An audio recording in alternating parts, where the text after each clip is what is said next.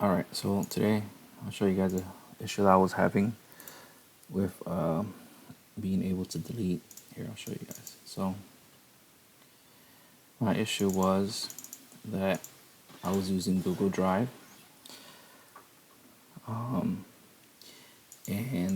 when I would go to, I use my library, which is an add-on, which you can get here. There's extensions, other, and database. So, it's this one right here. So, it's a tool that kind of organizes, makes folders for you so that things are listed by genre and stuff like that. So check it out if you want to.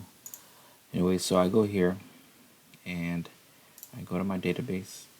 I go to all files, and there would be files here that it would say the location was in the cloud, but I had already deleted all my files from the cloud. So let's pretend that these files, it would say cloud here. Let's say all of these files are in the cloud. Well, I wasn't able to delete them for some reason. So all these were in the cloud, and my online music, my cloud, was empty. So it was empty and I couldn't delete them. So they should have fixed that after deleting my database, putting it back in, deleting databases in my other computers.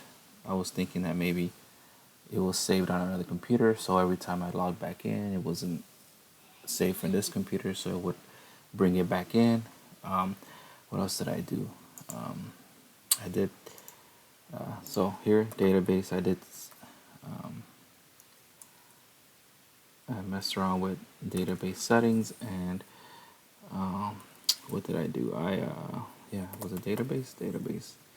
So to fix it, what I did was I deleted the iTunes database. So for some reason, it was in the iTunes database that information was saved. It took me a long time to find out where that little piece of data was stored where I couldn't delete it. So before that, what did I do? I did cloud. So I changed this because I thought that maybe it wasn't being fixed, because maybe one computer was saving the settings and the other one would bring them back after I deleted them. So I could put it back to one way. Full drive access. I also granted full drive access because I thought that whatever was saved before the slash. Usually you get slash hip hop slash club music slash whatever other genre, but I figured maybe it was saved before the slash, where generally information would be stored. Like, say you have a hard drive, a disk drive, information about the drive, the model, the serial number. That's where all that's stored, and it's before the slash, not after. So that's stuff that you never go into. But I thought that in the Google Drive, for somehow I was able to save that information behind the slash and not before in front of it. So I did that. Let's bring that back to defaults. As far as this, I do use my Google, so I'll put that back. So yeah, the fix for it was so database, and here was some information about the database. I ended up deleting it, and that ended up fixing my issue. And then when I would go back here, go to database, go to all files.